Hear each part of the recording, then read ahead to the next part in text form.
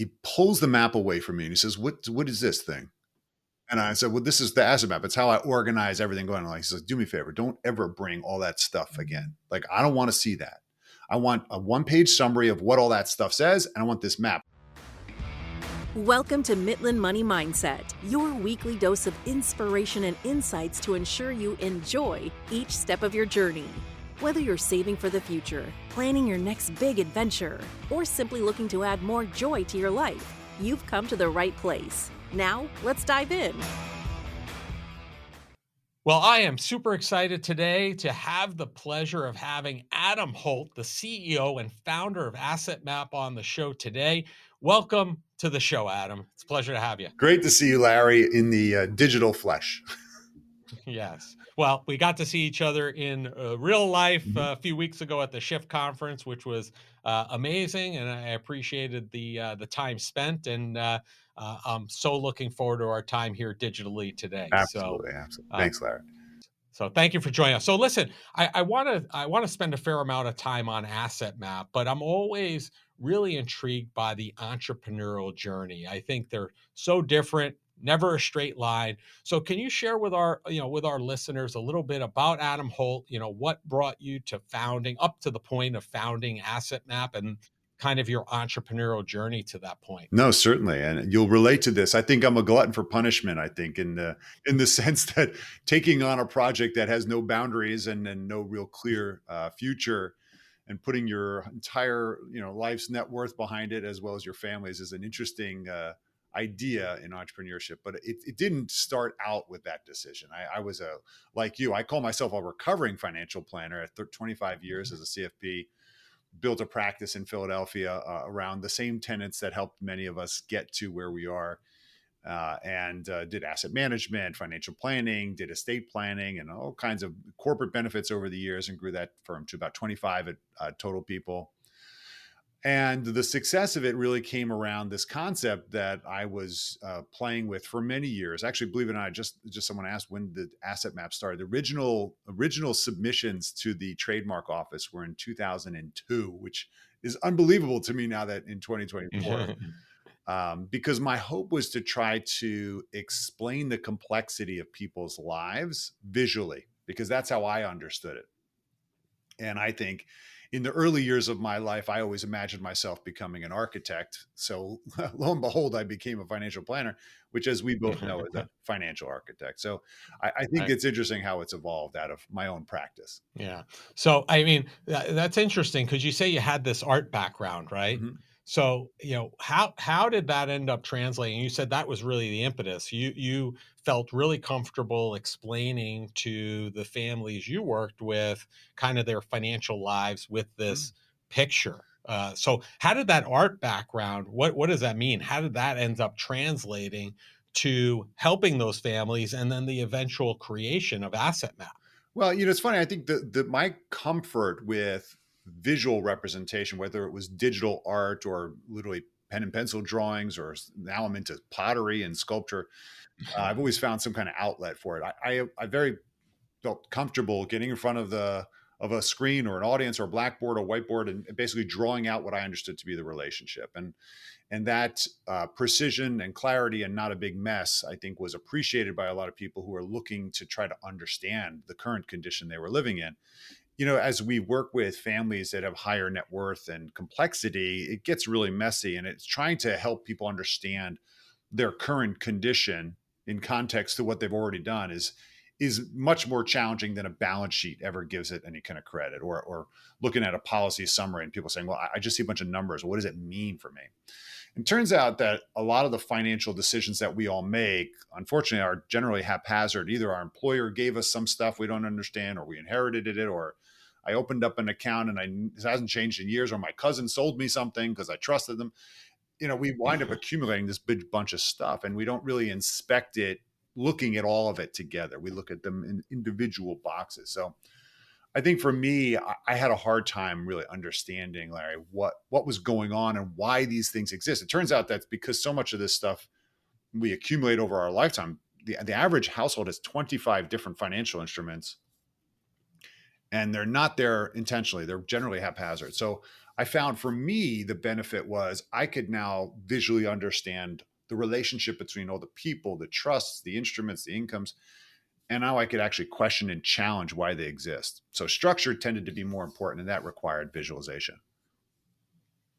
So it really is the old adage, right? A picture is worth a thousand words. That's really what Asset Map is Mhm. doing, is putting those words, or those accounts in this case, into a visualization of how this is all serving the people that have accumulated these assets, more or less. No, absolutely. And in fact, the benefit of the visualization is not the visualization in and of itself. I'm sure there's a treasure map component of this, Larry, which is okay, now we can all agree that this is the current inventory. Now, does it serve us? And Right. that's the ultimate question is we've been talking obviously a lot about AI and artificial intelligence and how that's coming into and disrupting every single industry. But I've been joking recently, and I think it's true the more I say it, is that the original AI is advisor intelligence. So we hired a professional to give us some context with their experience, their credibility, their access to resources to say, hey, does this make sense? And what I'm doing today, does it actually serve me, help me, lift me, or what I care about? And it turns out that the utilization of the map enabled that conversation because we could look at it in context to each other. Like I see you have kids and you have some trusts and you clearly are thinking about legacy. Why are these insurance policies not in trust? Or have you thought about moving? No, I don't know. No one knows. So wait, these guys didn't talk to these guys. No, this is all organized wrong. So it's Hmm. not going to play out the way you want. And that it turned Right. out we uncover that much more easily when we can see it. Amazing. Amazing. So at what point did what was the eureka moment for you in terms of, you were using this kind of internally Yeah. for you and your stakeholders, your families. Mhm. At what point do you say, "Hey, wait, I have something here. This is something that could really revolutionize the profession, and not only help me and the families we're working with, but really the profession and advisors as a whole, and all of those families that they serve could really be helped by this." So if you asked me back in 2006 and 7, so I institutionalized this in my firm in 2006 because of a single moment. I went to a meeting. We were making these bespoke visualizations by hand using computer software, but we were making them for every single family for myself internally. I'd go to my meetings. I'd have my map, which helped me understand the whole thing, and then I'd have my e-money report, and I'd have my Morningstar, and then there's a huge pile of paper because we would print them. And you would look really intelligent. Okay, here's all the research I did, and my clients would see me taking notes on the map, like, okay, we got to move this, we got to get rid of this, let's replace this, let's reallocate this. And I went to this meeting in Virginia, and the husband was there, wife didn't show up.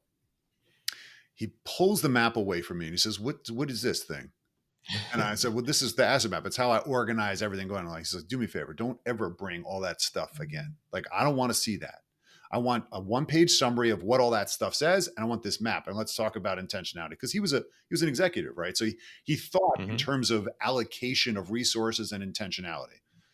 And I was like, okay, so you want this too? He's like, yeah. He's like, and I want a clean copy after this meeting when you update it, because my wife doesn't know what's going on. She's always complaining that I'm giving her all your darn reports and she doesn't know where to start. So I said, oh, so she wants it too. He's like, yes, this will save my marriage. I said, okay.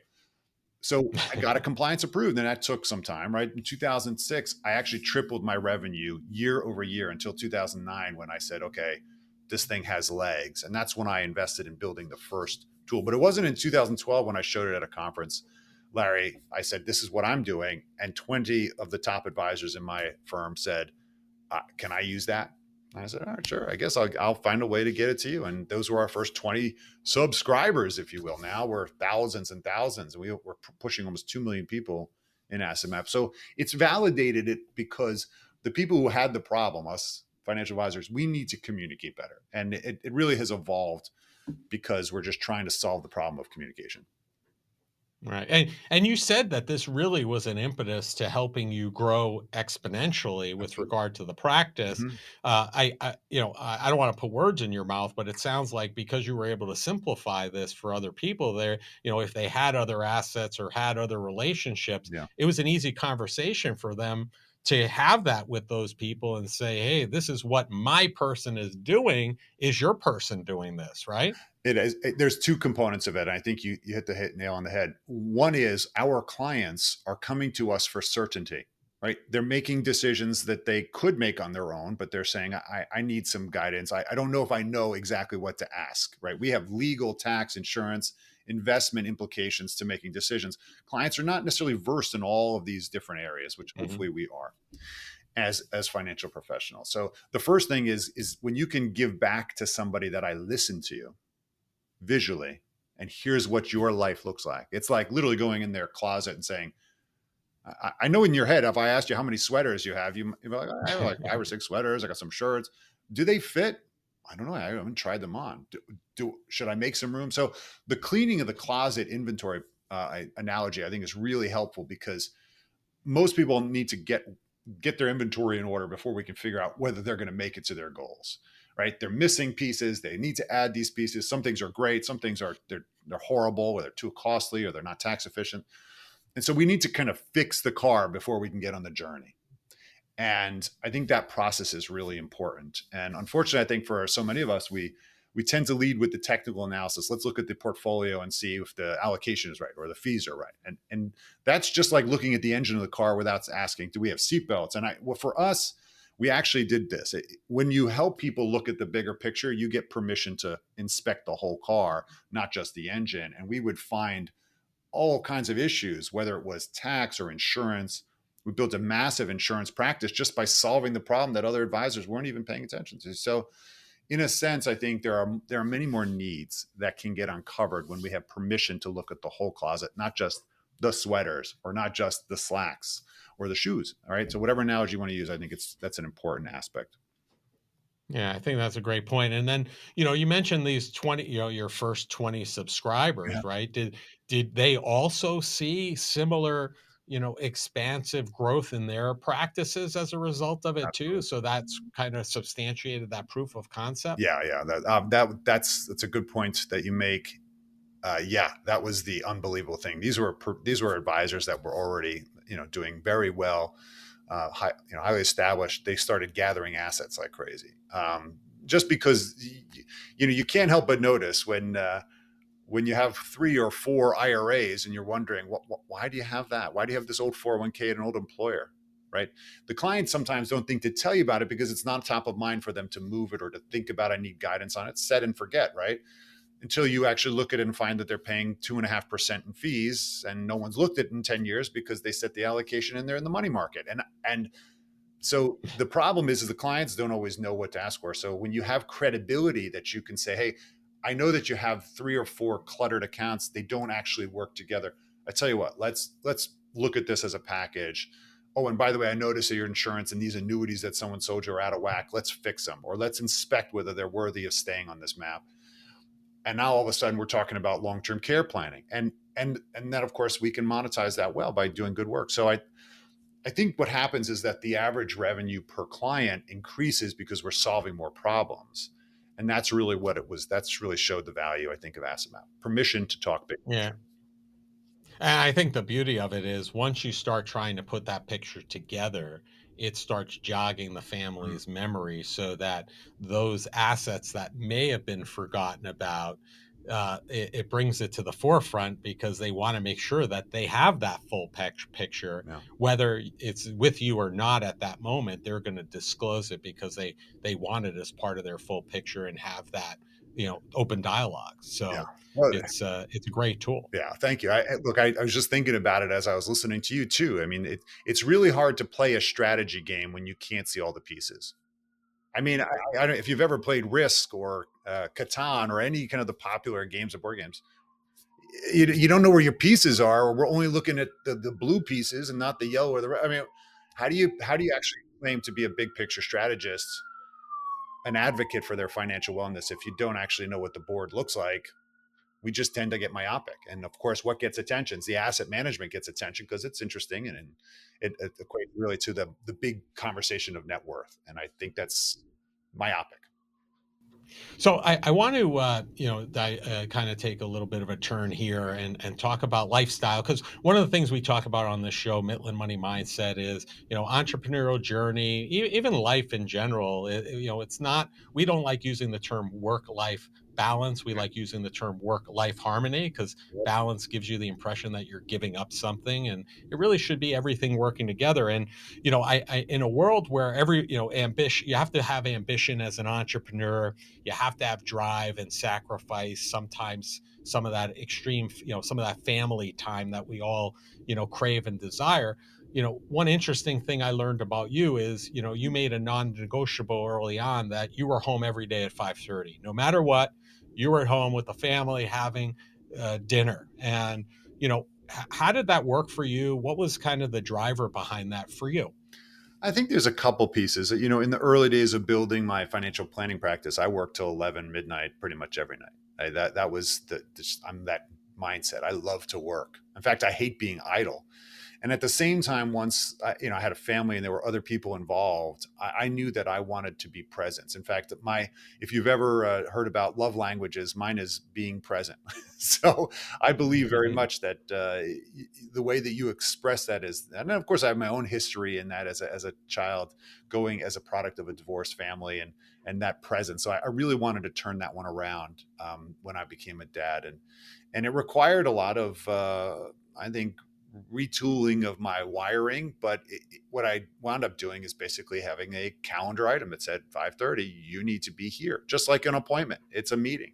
And I Right. don't want to be late, Larry. And so you can't book over it. I don't. My entire team, and in fact, I really hope that they're following this. But in both the financial planning company and Asset Map, the general edict for those 70 some parties is that you're home at 5:30. Like, we've institutionalized it. That might sound very, we'll call it old fashioned, but in a sense, it's a way to say we're going to be intentional about our time.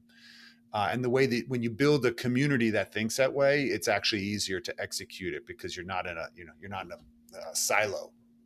So Right. creating that expectation around your people and the people that report to you, and supporting them to have this perception of, we'll call it work life commitment, right? We're committed wherever we are, I think, is an important aspect of it. And I've been doing it ever since. And by keeping it sacrosanct, it established that those are my priorities. I don't know if you've ever heard this, but there's a classic statement that says, don't tell me what you value, show me your balance sheet, and I'll tell you what you value.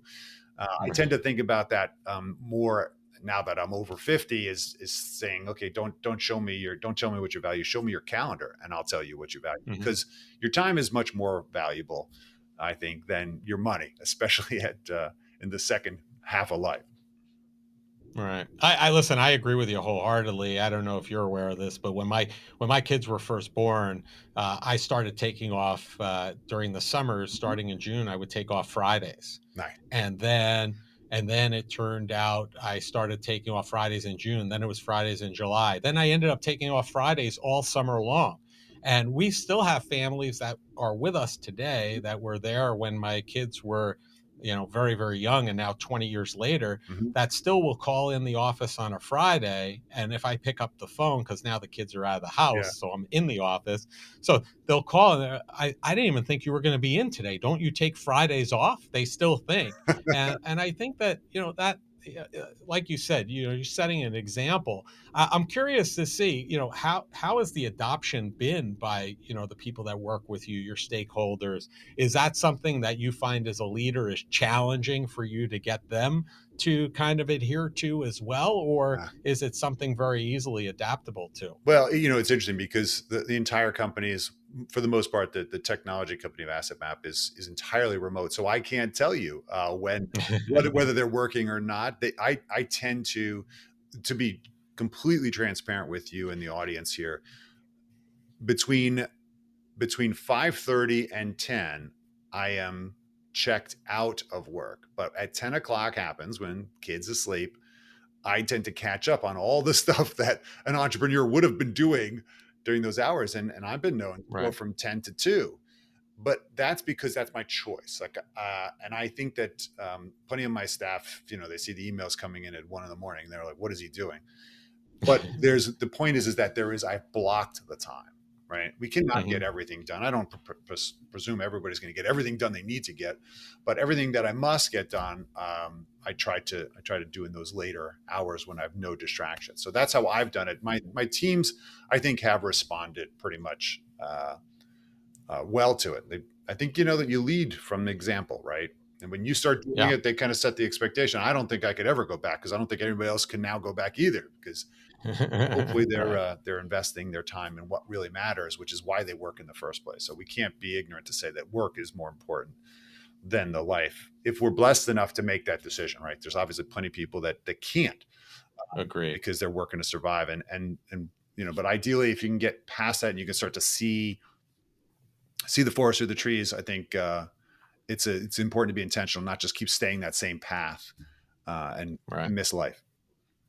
Yeah, I mean, I even go so far as when I'm sending those late night emails, Mhm. like to either families that we serve or even internally, Yeah. I now schedule them Oh yeah. so that it doesn't look like I'm working at 11 o'clock, because I don't want them to feel like compelled to reply back to me if they're. I don't want them looking, but if they did, I don't want to feel. So I'll send it at 8 a.m. or 7 a.m. the next morning so that it doesn't interrupt them. So we're totally aligned Yeah. in that I've been regard. told to do that, So by the way. Sometimes I it's remember. not as they don't make it as easy as it should be. You gotta go too many extra steps to do it. So, Yeah. if they made it easier, it would be a lot easier for everybody. But so I gotta ask you, because Mm. you shared, Tony Robbins. You attended a Tony Robbins weekend at the age of 16. Yeah. How does that happen? I mean, I know a lot of people start, following him, learning about him maybe later in Yeah. life. You are probably one of the few that I've ever met that have actually, followed him and attended a weekend that early on. Well, I can't claim credit. My mom was a realtor, and she came back from the one-day program that he used to do, mastering persuasion techniques, and she came back all fired up. I'm like, "What's wrong with you?" And I was in high school. I was a rower. That was my big thing in high school. So she came back. She said, "Oh, I signed us up for this seminar." I'm like, I don't want to go to seminar. I got races. I got practice. I'm not doing that." So she said, "Well, if you to compel me, my teenage self," she said, "Listen," she said, "the first day you actually get to walk on hot coals barefoot and not get burned." And I'm thinking, well, that's kind of cool. So she says, "I see all your friends that you basically didn't get burned." I'm like, okay, I better not get burned, but okay, so I'll go. So it was more of a challenge dare. So my Right. single mom took me to this experience. It was unbelievable. I'd never been in that kind of environment of just absolute hype, and also, I mean, I felt good, like positive energy and great message, and hearing things that people in 30s, 40s, and 50s were like, "I wish I learned this when I was 16." And I'm thinking, wow, I just didn't. I was ignorant. We wound up Right. actually going. I think I shared with you. We wound up actually going to his full 10-day program in Hawaii, the two of us, and it was an unbelievable experience that still, and I think, sticks with me today, because what it did give me an awareness of is that, gosh, I don't know anything, right? And Right. as you start to learn more and more about human behavior and why we do what we do, it helps you actually navigate a lot of the challenges that we all have, and helps you navigate that for others. And I think I've definitely applied it in business and in personal life and in financial advice, that behavioral coaching of helping people make better decisions and kind of getting them on a path. So in a strange way, as you know, I think we're very much financial coaches and therapists, and that's really helped, I think, me break through a lot of stuff over the years. Not perfect, but definitely, I think, an awareness that served me. Do you think, had it not been for that experience, that you may not be where you are today, or maybe not as quickly as you where you are today? Or, do you really feel like that had that much of an impact on your life? Oh, I would say absolutely had an impact on my life. There's multiple fingers why, because, and I say fingers like fingers in the mess of Yeah. cooking, because it's obviously it takes a whole bunch of different experiences and aspects of your life to kind of, where are we today is a product of a whole bunch of things we don't even can't explain. But for me, I think it was a couple things. Number one, it was confidence. it was confidence to break through fears. I did walk on hot coals. I actually have done it now over 20 times, to be honest with And, you. and for our listeners, have you ever burned your Oh, feet? I've never. I think I had a small blister once, because I didn't wipe my feet off really good at the end. Yeah, so I've done that. Not because I'm a thrill seeker, right? I'm not the Richard Branson, uh, but I think pushing yourself each time I'm scared to death. I'm like, oh my gosh, this is, you feel the heat. But the point is that we always have fears in our lives. Like there's always things that stop us, even today, things that probably stop me from doing what I know I should do. But I think it's a reminder that those fears they're false, right? Right. And I think that was a big thing. Taking the entrepreneurial leap, getting into our business, which has no certainty that you're going to make it work. How many people fail out of our business? Gosh, buying real estate, making investments that have served me over the years. There's definitely, I think, the confidence side of it, and I think confidence also in financial advice is really critical. So that's what I think people are really seeking. Someone who Mhm. actually feels like they feel more certain that this is going to be a good outcome. So it's easier to follow them. I think that's a big role we play sometimes. And also I actually learned mind mapping, which is really the tenets of asset map, ironically, Right. because Yeah. of my art background. We got asked to take Tony's notes in the back of this. So I wound up actually staffing with my mother for many years, lots of his events. And we sat in the back. That's what our volunteer job was. We built visualizations, almost cartoon styles of the notes. So he can look at them instantly and he could see, oh, I talked about this. And he could review his day back before everything was recorded and transcribed. So that gave me a lot of confidence to do visual representations of complicated concepts that were going to be consumable. And I got to give some credit to that, because ultimately Asset Map is an attempt to take very technical information, as you know, Yeah. and make it consumable. Yeah. I think your mom was wise beyond her years at that time. Very much so. She'll be So, happy to hear you say uh, that. yeah, I applaud her for that. It's good. It's good that you've had that opportunity. One thing that I think entrepreneurs in general, right? We kind of walk away as adults in general, I should Mhm. say, from this whole coaching concept. When we're young and we want to refine a skill, whether it be in art, whether it be in sports, rowing, hockey, whatever that may be, we're always eager to employ a coach to help us develop and get better.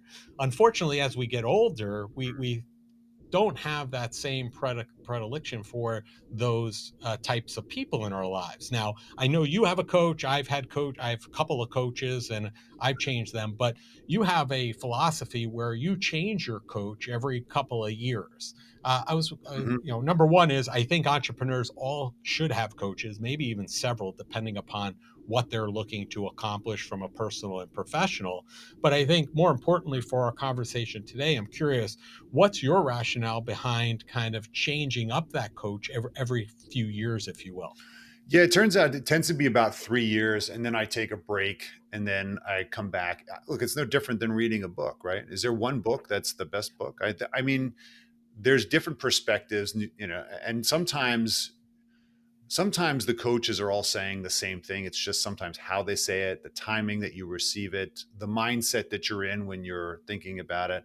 And of course, those coaches bring different experiences to the table. There were times when I needed startup coaching. There were times when I needed culture coaching, and I think really where my bigger pains or recognition for my areas of growth for me tended to motivate me at different times to take on different types of coaches. Operational, I tend to be really strong on the vision and communication, but that doesn't mean operationally and scaling a company that's my best skill. So I knew I needed to either outsource it or grow in those areas. And so depending upon where I was in the business side, I knew I just don't know the questions I should be asking, or I need someone to actually hold my hand. I mean, no different than our clients come to us for financial guidance. They Right. could read Susie Orman, I guess. They could go online and Google it, or they might want someone who actually gets to know them, understands their strengths and weaknesses, and then says, okay, here's the path we're going to take based upon a very cogent approach. And that's